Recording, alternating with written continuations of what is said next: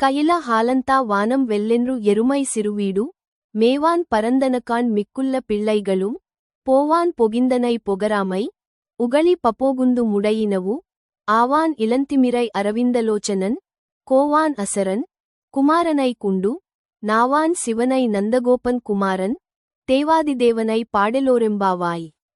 ఇప్పుడు తూర్పు దిక్కు తెల్లవారుతోంది. ఆవులు తమ చిన్న పశువులతో కలిసి మేత కోసం బయటికి బయలుదేరుతున్నాయి. గ్రామంలోని పిల్లలంతా లేచి తమ పనుల కోసం బయటకు వెళ్ళిపోతున్నారు. అంటే ప్రపంచమంతా మేల్కొంది. ఇలాంటి వేళలో నువ్వు మాత్రం ఇంకా నిద్రపోతున్నావా? మేము ఇప్పుడు నందగోపుని కుమారుడైన శ్రీకృష్ణుని కమలాలాంటి కళ్ళున్న వాడిని, శివుడు, బ్రహ్మ వంటి దేవతలకు ఆశ్రయమైన వాడిని, దేవతలకు దేవుడైన పరమాత్మను స్తుతించి పాడుదాం అని వచ్చాము. కాబట్టి లేచిరా, మాతో కలిసి ఆ పరమదైవాన్ని స్తుతిద్దాం.